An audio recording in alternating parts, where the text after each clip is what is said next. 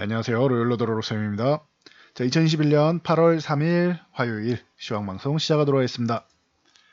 자, 먼저 미증시입니다. 다우지수 약보합으로 마감했습니다. 장중에는 이제 사상 최고치 돌파 시도 나오면서 달성을 했는데 유지되지 못하고 약보합으로 마감했다. 그래도 21선 부근 정도에 위치하면서 양호한 모습 보였다 생각하시면 됩니다.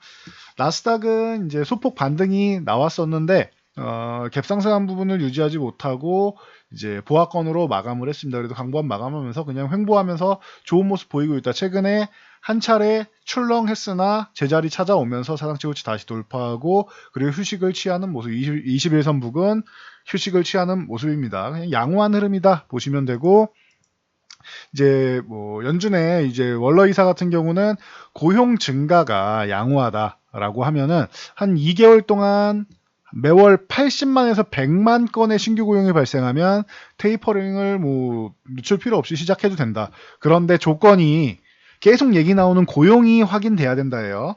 이거는 테이퍼링을 일찍 시작했다라기보다는 80만에서 100만의 신규 고용, 이 부분이 꼭 필요하다라고 여러분들이 인식하시면 됩니다.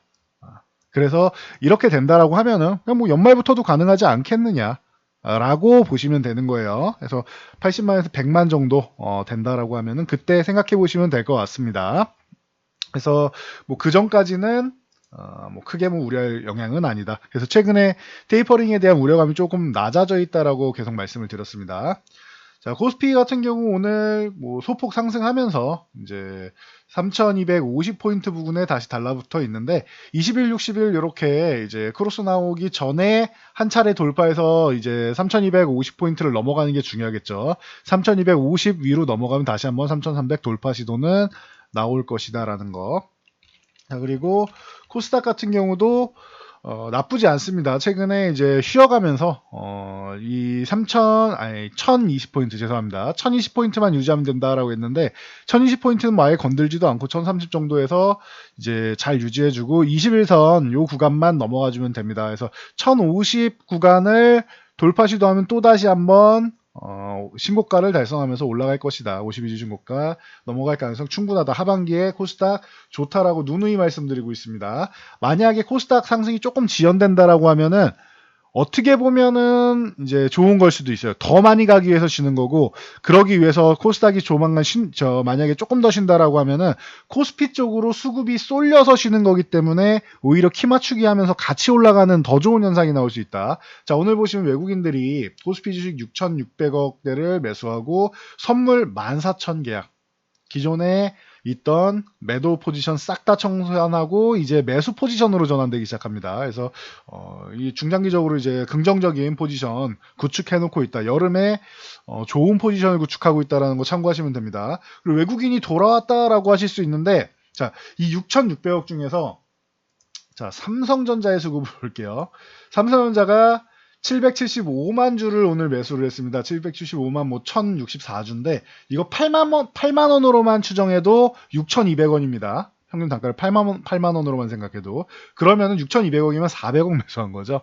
그러면은 한국 시장을 샀다라고 표현할 수도 있지만 그냥 삼성전자 한 종목 샀다. 그래서 제가 어제도 말씀드렸습니다.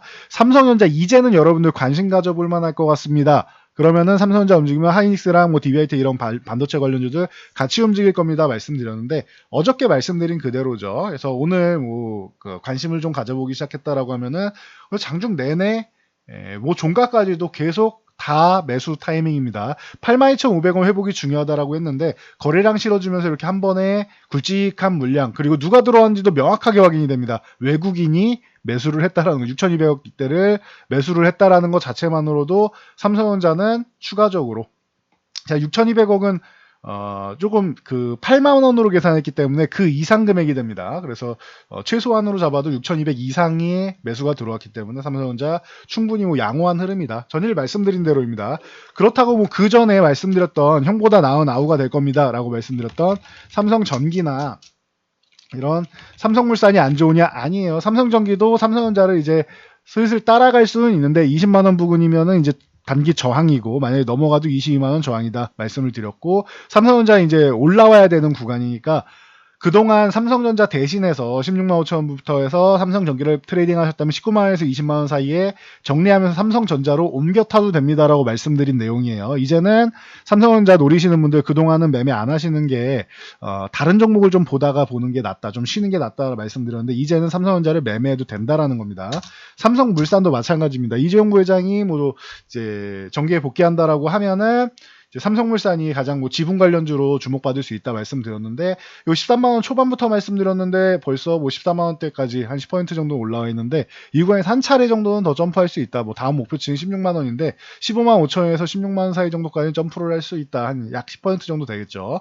그러면은 요 정도까지는 볼 수 있는데 이제는 삼성전자를 매매해도 상관이 없다라는 것. 그리고 저 같은 경우는 삼성전자도 좋지만 삼성전자 관련된 다른 종목 예를 들면 SK 그 바로 옆에 있는 SK하이닉스 같은 경우를 저는 더 선호한다 말씀드렸고 어제 11만 5천 원 회복하면서부터도 이거 다 매수 구간이 될 것입니다 말씀드렸고 오늘 21선까지 회복했고 거래량 이틀 연속 좋습니다.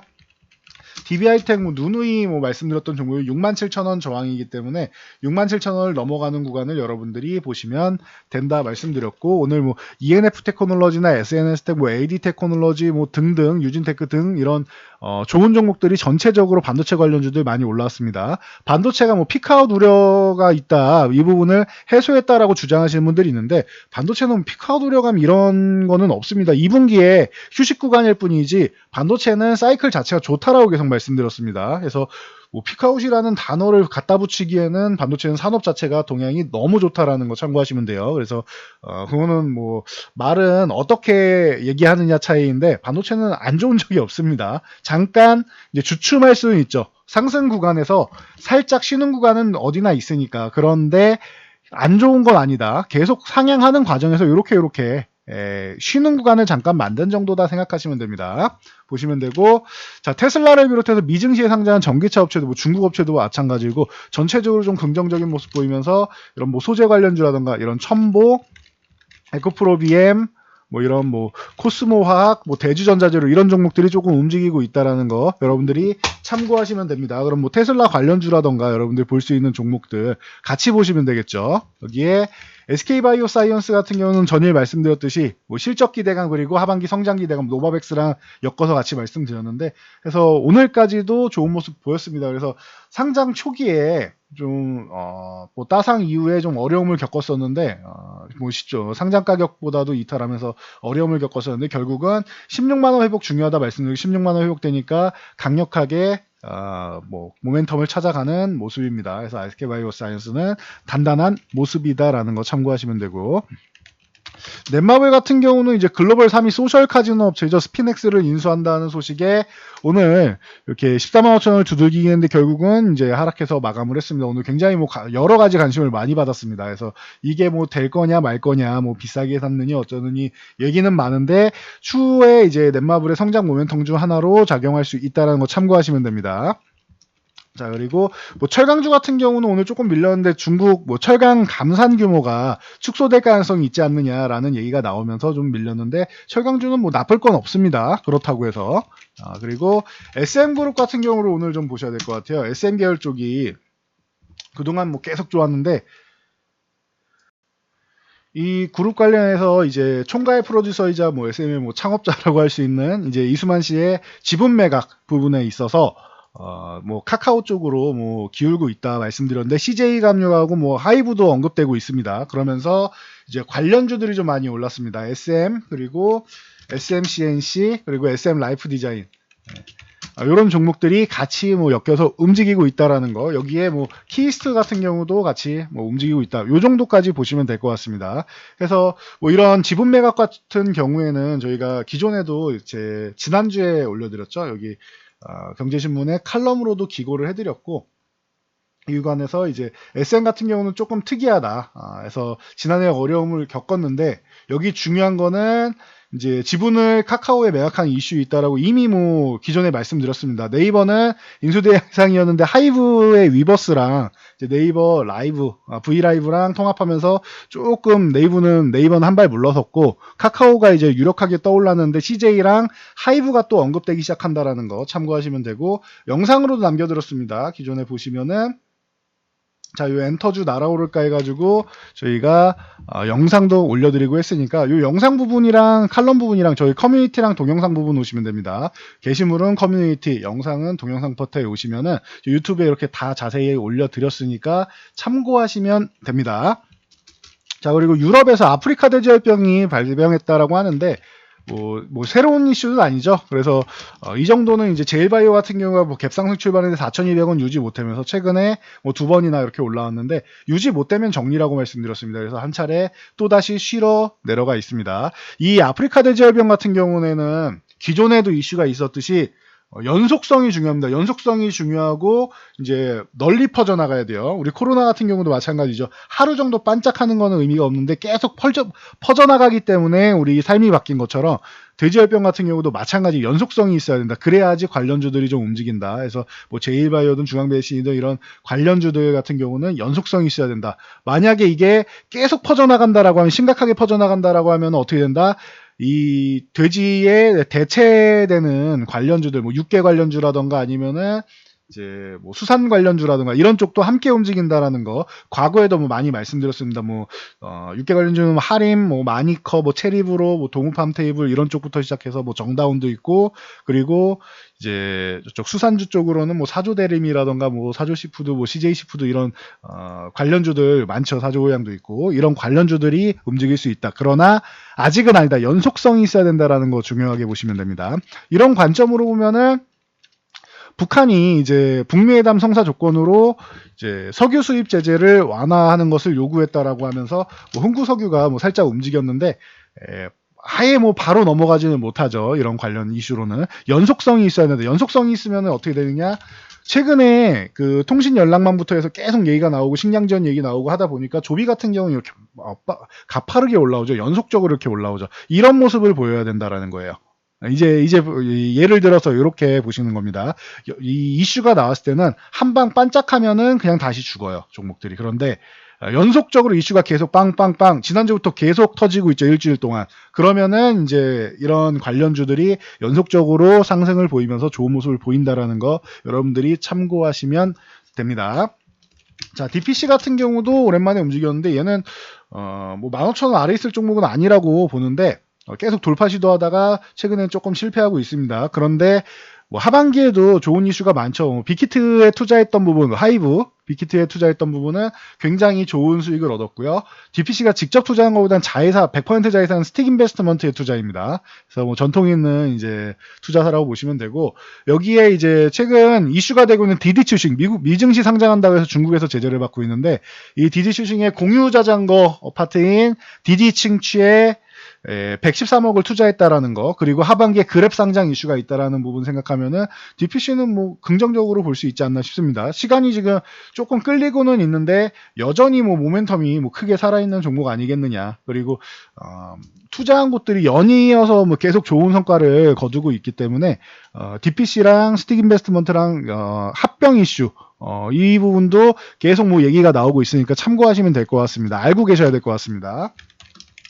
자, 마지막으로 나노 CMS 같은 경우 오늘 상한가에 들어왔는데 좀 특이한 소식이에요. 이거는 계속 얘기 나오는 게 코로나19 치료제, 뭐 경구용 치료제라던가 뭐 먹는 백신이라던가 이쪽으로 경구용 쪽으로 가고 있었는데 나노 CMS는 플라즈마 평면 램프 우리 이렇게 램프 같은 거 있죠. 모기 잡는 그런 뭐 예를 들면은 그런 플라즈마 평면 램프로 해서 이제 코로나19 바이러스가 사멸했다는 논문을 게재했습니다. 그러면서 게재되면서 이 부분이 이제 이슈가 되면서 올라왔는데 이 30초를 째면은 이 코로나19 바이러스가 99%가 제거가 된다고 합니다. 자, 60초를 째면은 100%가 사멸한다고 합니다. 완전 사멸을 한다라고 합니다. 그래서 미국에 10월부터 판매가 된다라고 하는데 이게 정말 가능하다라고 하면 어떻게 보면은 이것 또한 게임 체인저가 아닐까 생각되는데 일단은 조금 지켜볼 필요가 있을 것 같습니다. 기존에 우리가 뭐 이런 게 다 된다라고 하면은 모기 퇴치제 같은 경우가 있으면은 모기가 없어야 되는데 우리 모기가 계속 다니죠. 그런 것처럼 바이러스가 정말로 이게 완벽하게 되는지는 조금 더 뭐 지켜봐야 되지 않을까 싶습니다. 이게 실생활에 활용할 때 이게 바이러스 이제 비커 같은 데다 놓고 그냥 쬐는 것과 일상생활에서 이렇게 켜놓을 때 어느 정도 활용이 되는지에 대해서는 조금 더 확인이 필요할 것 같습니다. 그래서 이 정도까지 확인하시면은 오늘의 이슈는 정리해 드릴 수 있을 것 같습니다. 자, 영상이 도움되셨다면 좋아요와 댓글 하나씩 남겨주시고요. 영상 잘 참고해서 모두 안전 투자하시기 바랍니다.